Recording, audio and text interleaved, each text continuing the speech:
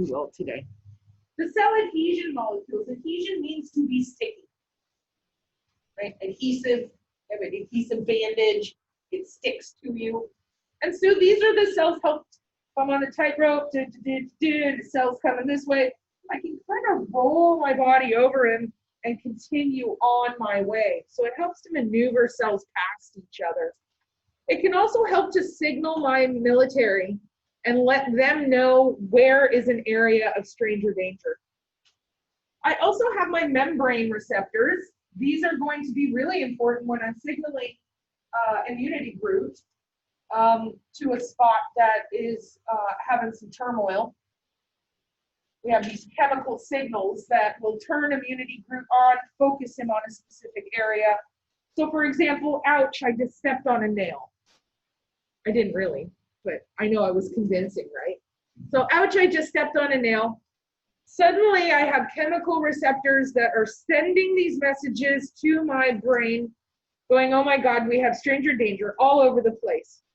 There was all this rust and crap and stuff on this nail. It's now injected into the bottom of my foot. That's why my brain is going to send the military to my foot and not my elbow, because it's directed by these glycocalyx signals. It's pretty amazing. You think about it. That's pretty amazing that my body can signal and target an immune response to a specific area and not get confused and accidentally send the military to a different place. We talked a little bit about how cells are mobile throughout your body. Now, a lot of your cells are passive. You think about the most numerous of your cells are red blood cells. Red blood cells are just in circulation. Think like they're tubing. If you've ever been to New Braunfels, you go tubing, or you're in a lazy river, go to a nice 5-star hotel, they have a lazy river. You get in the tube, you just let the current of the river take you where you need to go. You don't have to paddle, you don't have to kick, you don't have to swim. You're just along for the ride. That's red blood cells. It takes no energy whatsoever. Some cells, however, need to have an energy propulsion, an energy movement. Maybe they're trying to go against the current. Maybe they're trying to get into other places. So we have these two methods that our cells can have active movement. Cilia. Cilia looks like a sea anemone. Kind of just waving little hair-like structures like this. And that sea anemone can crowd surf stuff. So we talked a little bit about, we have the cilia in our lungs. And these cilia in the lungs, they can detect stranger danger. I breathe in something, I breathe in a bacteria. And my lungs go, uh-oh, stranger danger. We don't want him to be able to access my blood because then he can go everywhere. So I produce some mucus and he just kind of gets stuck in the mucus. Then my cilia crowd surf that bubble of mucus, tickle, tickle, tickle. I cough, I swallow it. Yes, we all swallow it. And then we're supposed to, technically, because then it goes into our stomach. Stomach acid eats through the bacteria, kills it. We get rid of the foreign invader. So that's the cilia. Another area that we have the cilia is in the female reproductive system. We have the egg released from the ovary, travels through the fallopian tubes, and very delicately is crowd surfing on this very soft bed of sea anemone hair-like structures until it gets moved into the appropriate area in the uterus or uterine horn, if we're talking about dogs and cats, and then allows it to very gently just implant into the tissue. The cilia are also going to make sure that the eggs are spaced. Dogs and cats have multiple babies in their litters most of the time. And if an egg is implanted, the cilia are going to get a signal and keep moving the next egg along until we get it far enough away that both eggs can mature appropriately. If they're too close together, they won't mature. In fact, the body will probably resorb one of them. So we need to make sure that the eggs are spread, and that's how cilia works. Pretty magical. talked about flagella. Flagella is an active transport. Has this little tail-like structure that works like a rotor, like a boat motor. Boat. What is it? No, it's not an engine. What? Yep, thank you. Propeller, thank you. And it works like this in kind of a whip-like circle motion. Great example is sperm. You got the head, this is the genetic material. We've got the mid piece, which is the energy. And here we've got the very long tail that does this whip-like motion and carries the sperm up into the female to fertilize the egg.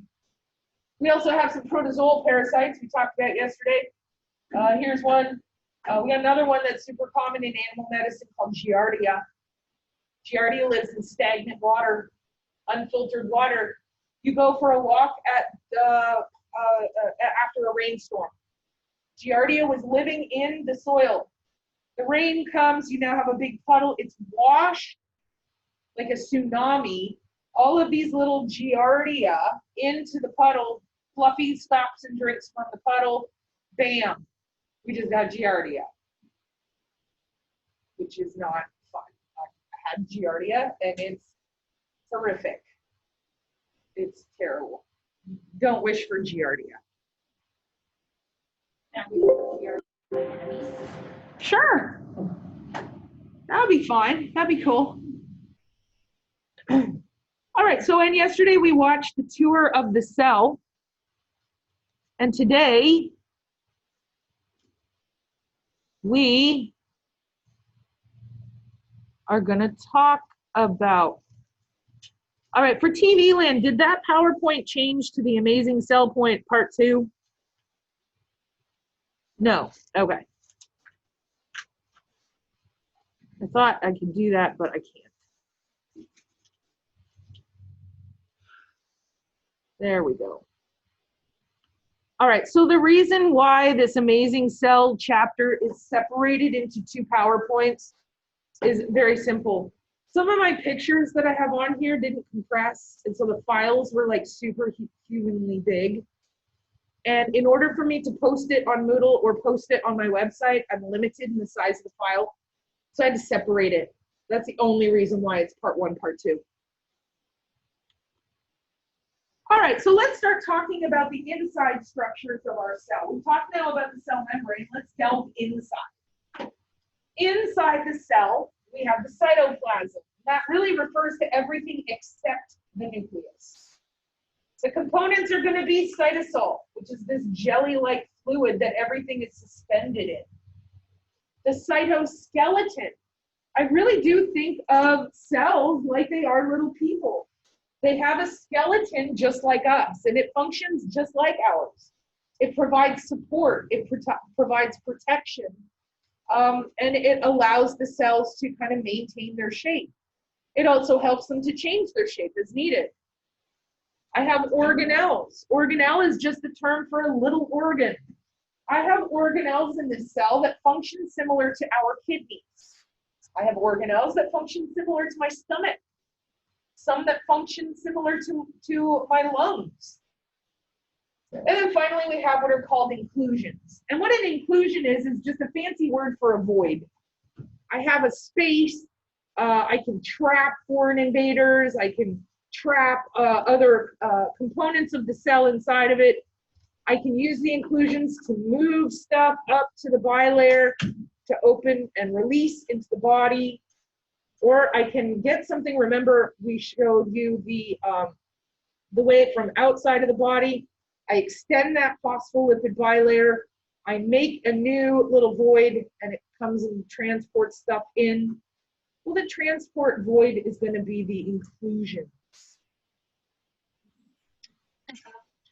So those are all of our primary parts to our cell. We can't see the slides.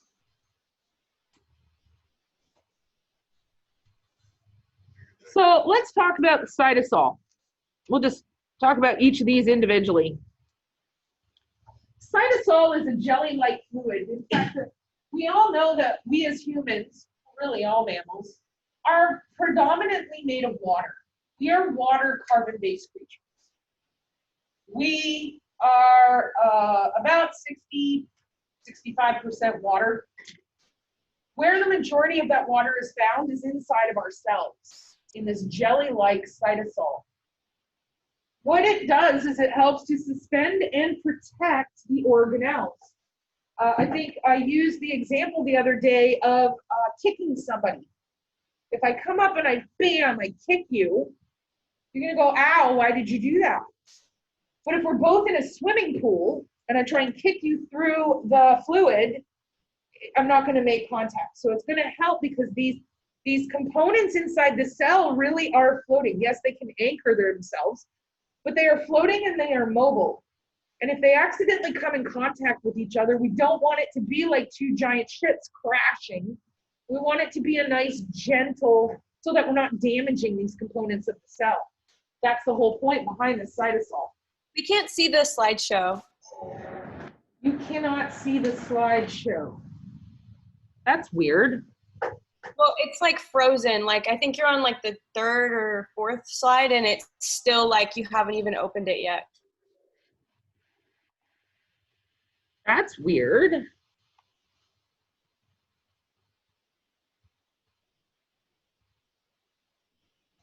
Let's try this again.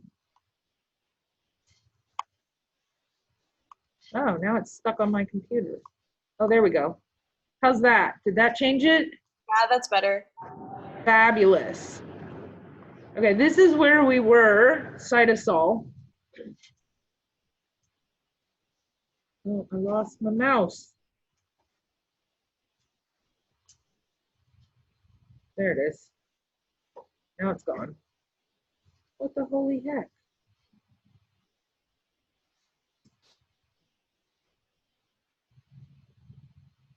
All right. Does it change to cytoskeleton for you right then? No.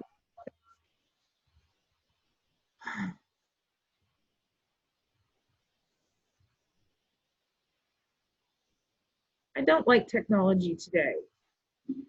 All right, give me a minute. Oh, God, technology is doing better for me today than it was yesterday. All right, do I need this? I do not.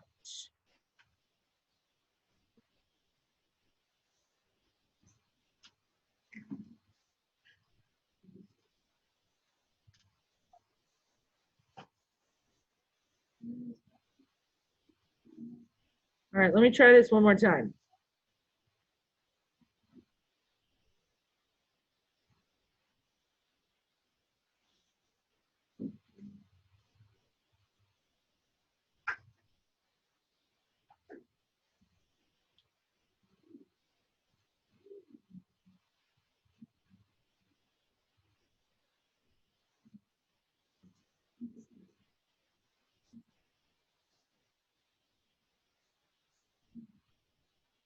What?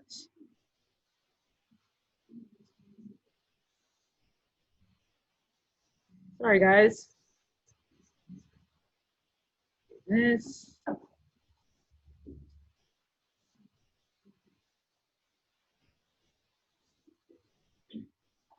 right, is it flicking back and forth for you now? All right, fabulous. All right, so this is the cytosol up here. The other thing that is inside the cytosol are things like nutrients. Organs need nutrients in order to work. We have proteins, right? We have a part of our cell that is specifically functioning like a little factory. We send it a recipe and it can pluck these proteins and build new proteins. It can just basically pluck these Legos out of the sky and make new structures. And so those are also inside of the cytosol. Those are all the functions of the cytosol. Ooh, it started to rain. Oh. I know, I've been feeling that coming on all day. You have a Harry Potter mask and I'm super jealous. Yes. I'm super jelly about that. I actually made it myself. Shut up. It looks amazing. I love it. My fall mask that I wear, I made that one too. Are there Well, quite a few? I'm gonna have to have you make me one because I'm not very good at any of that stuff. All right, so let's talk a little bit about the cytoskeleton. We have been learning, well, not we as in you and me, but we as a collective have been learning about bones in medical terminology. We know that there are different shapes of bones. We know that there are different jobs for our bones. Here inside the cell, very similar. We have this cytoskeleton. Now, the big difference between our cell skeleton and our skeleton is permanent. Like, my arm bone isn't going to like migrate to the middle of my forehead. It's going to stay right where it's supposed to be. My cytoskeleton, though, can disassemble and reassemble depending on what the needs of the cell are. We have 3 different components to my cytoskeleton. There's that creepy rule of 3, guys. Microtubules. Microtubules are the largest part of my cytoskeleton. Intermediate fibers, these are the most permanent part of my cytoskeleton.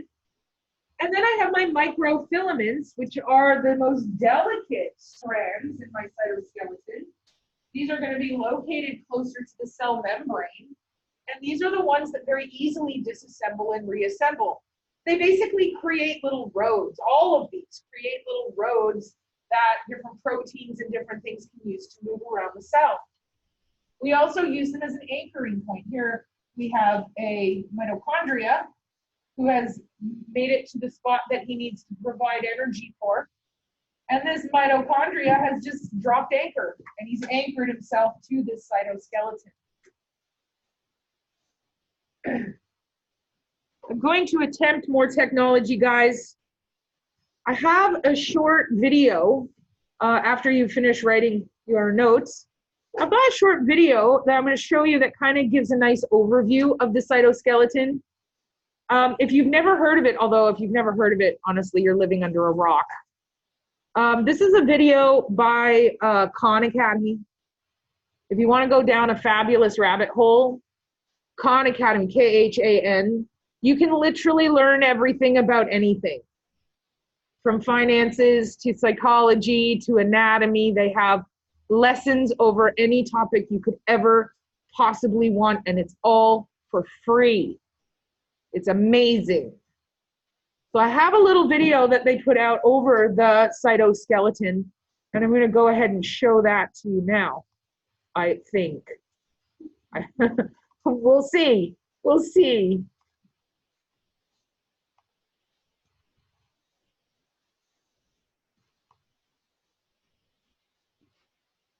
You got it. That's exactly what I'm going to do. I'm going to start thinking out loud my test questions.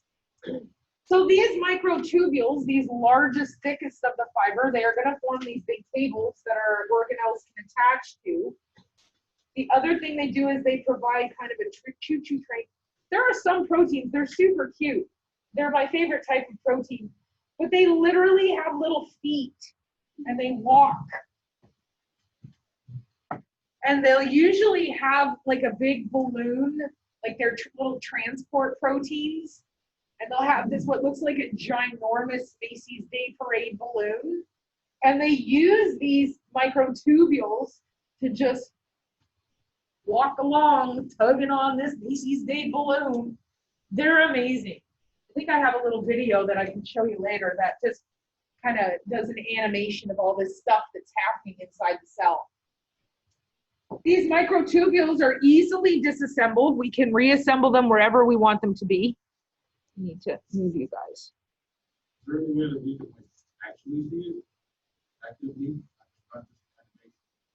No, not that I'm aware of. I mean, I'm sure there's a video online somewhere. I haven't gone down that rabbit hole, so you're welcome to.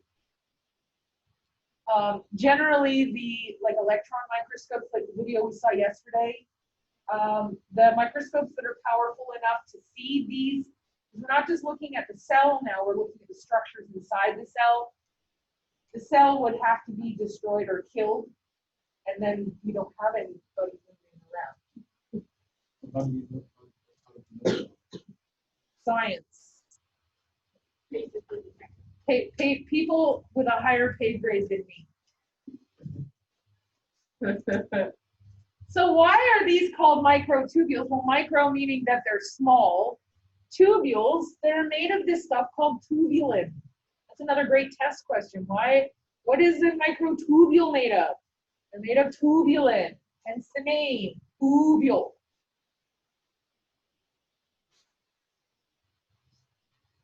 We now have our intermediate fibers, and these intermediate fibers, these are going to act like internal what are called guy wires.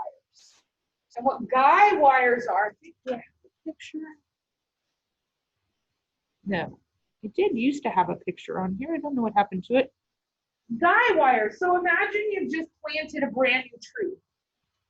Right? Everyone imagine the brand new tree. And you know, sometimes we'll put like little wires. We'll have one going one direction, one going the other direction. Oh, yeah. What those are doing is one is pulling the tree in one direction, but the other is pulling in the opposite direction, and it allows the tree to be stable centrally by pulling in these opposite directions. That's what these intermediate fibers are doing.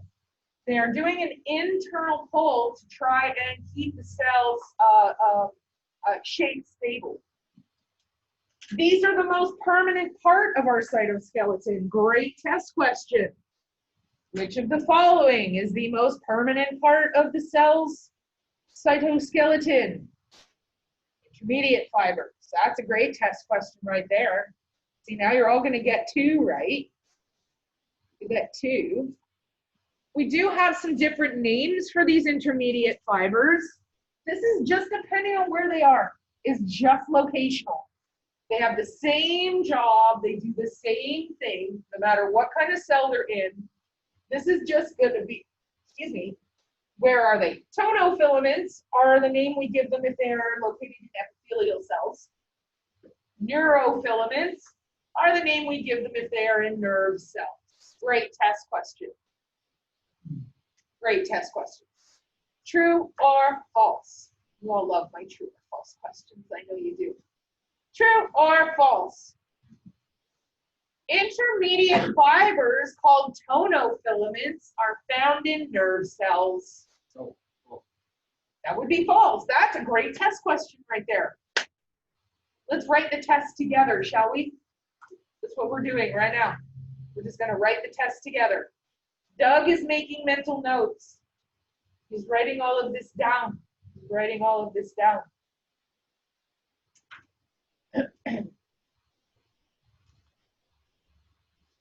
The smallest of these 3 structural fibers are our microfilament. Filament is a very tiny wire-like structure. And the thing is about these microfilaments, number 1, they help to change the shape of the cell. And they are found primarily located or closest to the cell membrane. So they are going to be found around inside the cell membrane, but kind of on the outside of the cell. They're not going to be going back and forth through the middle of the cell. They're going to be just underneath that cell membrane. And these are going to disassemble, reassemble, and help to also to change the cell shape. So we have them, and as he said, they're made of this protein called actin, and we just have them just kind of spiral and create. And then we can just disassemble, and it's just like, poof, all of these float away, and then they all come back together, and they all float away again, and they come back together. And that's how we remake all of these microfilaments. Great test question. This is the part of the cytoskeleton that is found closest to the cell membrane. Or this is the part of the cytoskeleton that plays a key role in the cell's ability to change shape. Those are 2 great test questions. does actin have anything to do with that fast acting? No, does not. So I'll give you guys a minute, some people still furiously writing down. So incredibly, incredibly complex. Cells are amazing. Cells are just so, I don't know. I think I'm enjoying this a lot more than all of you. You are. I am, and that, I was hoping at some point my enthusiasm would become contagious and you guys would be like, my God, my eyes are open.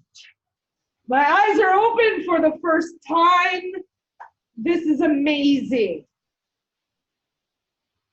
And it's not happening, and I'm so disappointed in you. It's one of those, like the passive aggressive pit bull. I'm not mad. I'm just disappointed. For me, it's partly like my second time going through all of this. Okay, so this is a review for you. Because I've had a previous biology Okay. micro, and so all of that, I'm just like, Oh, just wait. sinking away. The next class I teach this to are gonna get it, because next term in the fall, I'm taking a microbiology class. I'm so excited. I am just gonna wet my pants. I'm so excited to take this microbiology class. Oh, come on, guys, look at this. Look at the beauty. Look at the complexity. This is one tiny area. You know what? I'm getting all my power. I'm getting the laser pointer. This is one tiny section of one tiny cell. We can see here, we have I'm following right here, our microtubule. Microtubule, remember, are the largest of the cytoskeleton structures. They're gonna provide highways. Here we have part of our rough endoplasmic reticulum anchored. Here we have another intermediate fiber right here. And there's a little mitochondria. They're the most mobile structures, using it as a highway.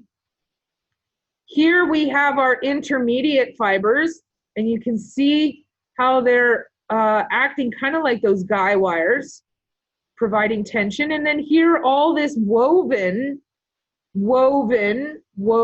these are all of the microfilaments that you can see how if they change shape, if they disassemble and reassemble, they can actively change the shape of the cell.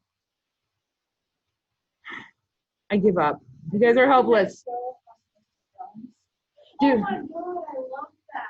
somebody else in the other class told me I needed to watch Osmosis Jones. I've never seen it.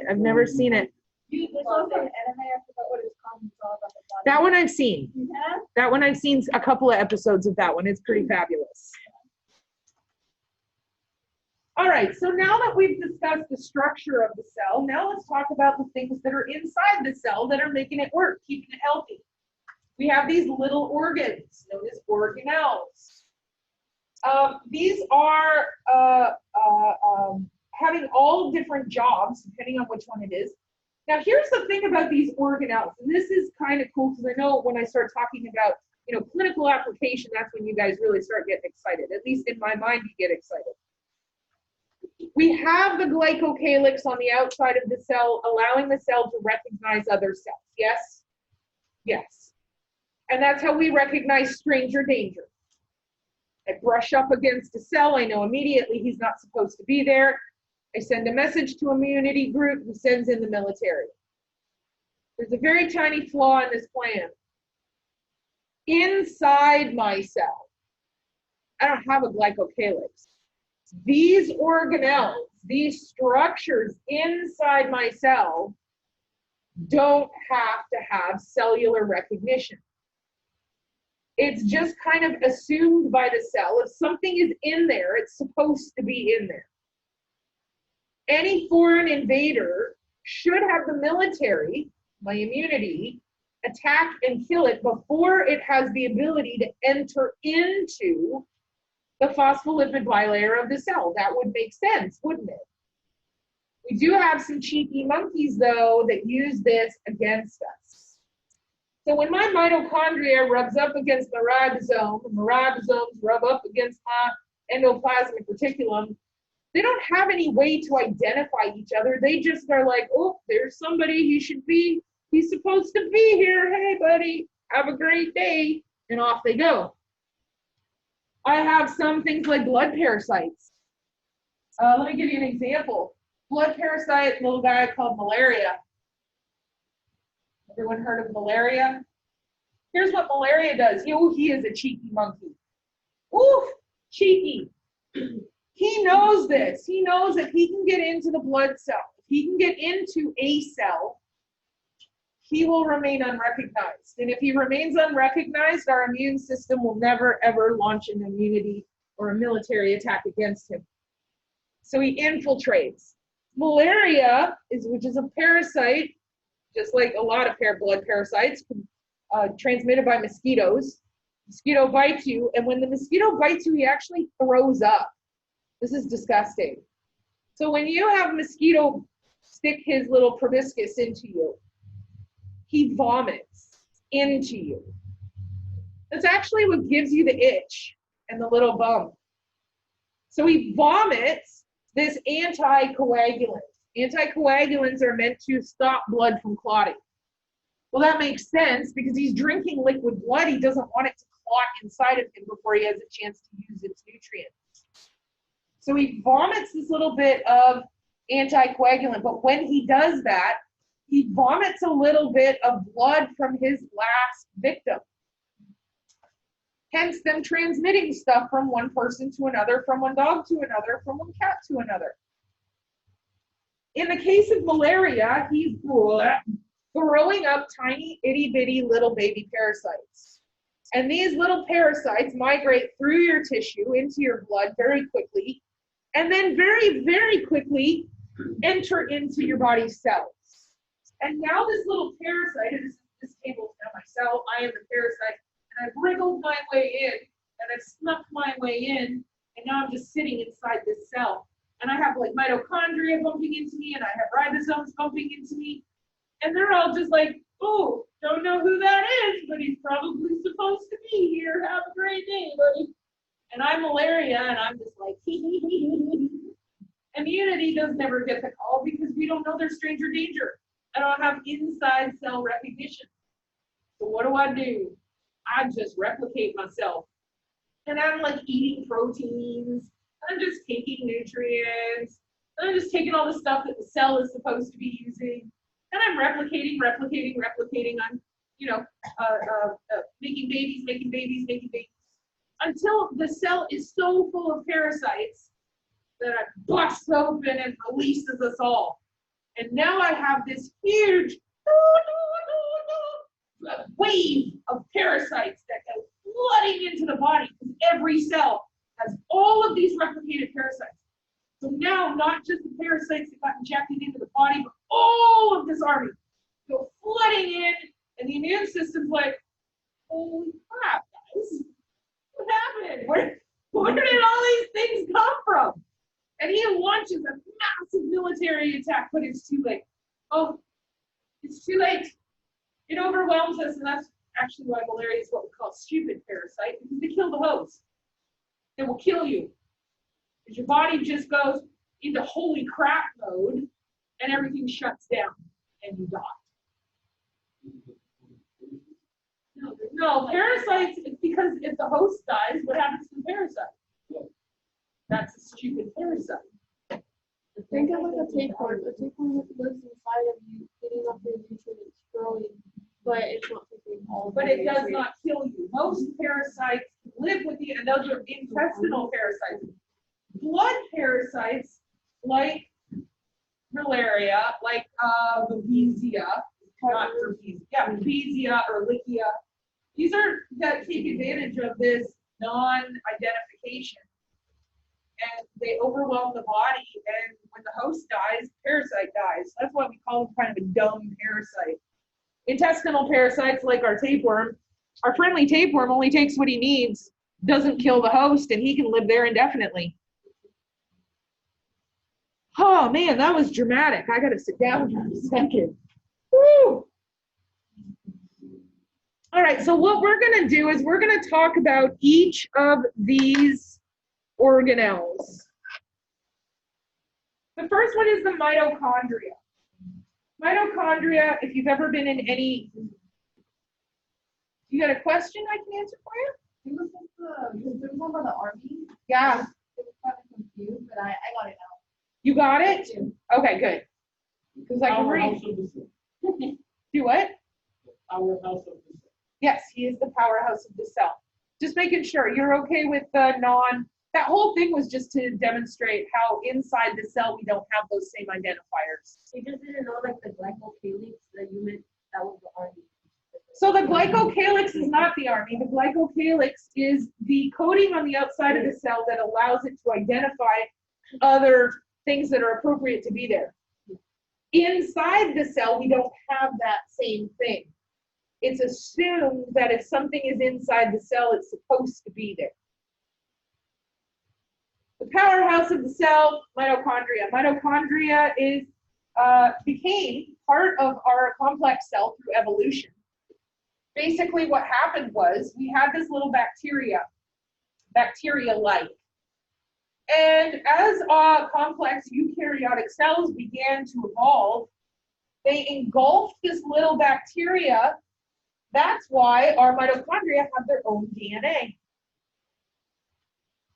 The mitochondria, though, are also mobile, and they are providing the energy for the cell. So we'll have as many mitochondria as the cell needs energy. And if the cell needs more energy, these guys can pinch themselves off and make another one. Pinch themselves off, make another one. They can replicate themselves as many times as we need energy. So higher performing cells are going to have more mitochondria than lower performing cells. We can also have these mitochondria migrate around the cell. We might have areas of the cell that are a little more active at certain times than others. And the mitochondria will migrate to the areas of the cell that need that higher amount of energy and produce the energy for it. The other thing that mitochondria does is they act kind of like the lungs of the cell. My lungs, I take in oxygen, I breathe out carbon dioxide. I'm not giving you any shocking information at this point. My red blood cell picks up the oxygen from my lung and delivers it to my cell. The mitochondria, just like I did initially, the mitochondria is going to breathe in the oxygen and breathe out the carbon dioxide. The red blood cell picks up that carbon dioxide and delivers it back to my lungs. This is called cellular respiration, and this is happening in the mitochondria. So the mitochondria really does act like the lungs of the cell. Obviously not working the same way, but you get the idea. So ribosomes are a whole other thing we haven't talked about yet. So mitochondria, as I said, higher active cells have higher demand, so they will have more. Some of the most active cells in your entire body are the heart cells. They never rest. Your nerve cells never rest. And if they do, well, you're dead. You can't have a resting heart. They're located in the part where the energy requirements are the greatest, and they contain their own DNA, as I stated in the previous slide. They divide through fission, meaning they just pinch themselves in half and make another one. So those are all of the characteristics of our mitochondria. Do I have any comments, questions, concerns so far? Is everybody okay? How about you in TV land? You guys okay? You guys with me? Good. Can I help you? Can you possibly put some doors in the lab for us? I don't know if I have a key for those doors. Do you know where I could find it? Because we need to get the contact cabinet. I don't have the capacity. We'll go do stains so we can look at blood stuff and we can get stains. Okay, guys. Sorry, excuse not me trying to, one like, second. interrupt. I know.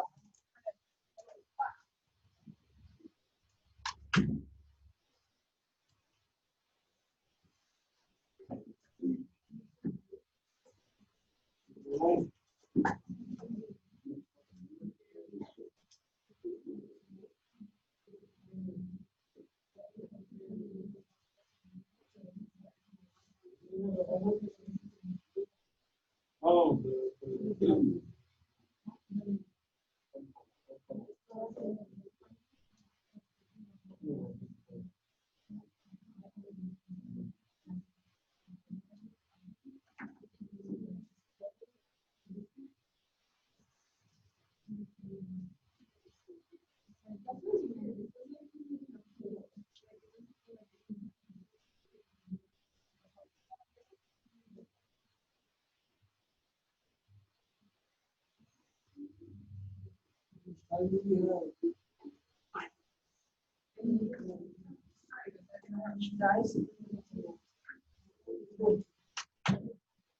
All right, so this is a picture. Good. Stupid statement, wasn't it? All right, so what question can I answer for you now? Oh, I thought you had another. Oh, okay, great. So this picture here, what do you think about this for a test question? Do you know what I'm going to say? I possibly, maybe, could include this picture and then do a bunch of multiple choice questions. Which of the following represents number 5, referring to the picture? Which of, we haven't done that one yet, but that's a type of question I could ask. Which of the following refers to number 9 on the picture? That would be our mitochondria. We're going to go through all of these, though. We're going to go through all of these organelles. And we're going to identify them. And so then I could use this picture on your test for you to refer to and ask you, what is number 6? What is number 2?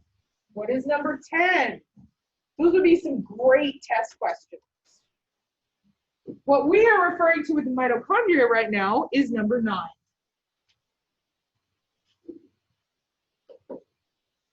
The shape of the mitochondria doesn't change. It's kind of an elliptical, rounded oval.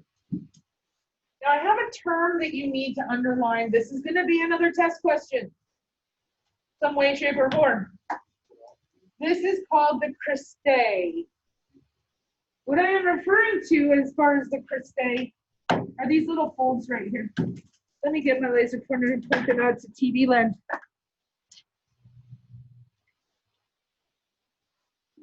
Right here. See this fold I'm following? There's a fold, fold, fold. There's another one, fold. Those are the cristae. And these are the site of the ATP production. Remember, all cells, the energy that they are consuming and using is in the form of ATP, adenosine triphosphate. I break off one of the phosphorus molecules. What happens when I break a bond? I release energy. Then I reform the bond, I break the bond. I reform the bond, I break the bond. These cristae is where that's happening.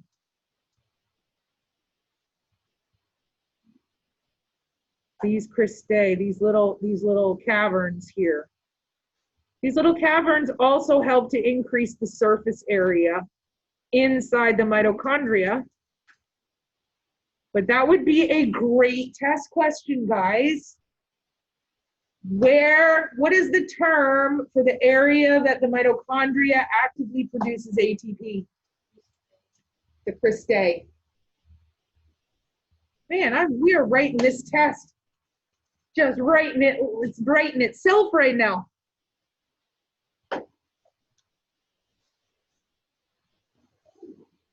All right, time flies, holy smokes, and we are having fun.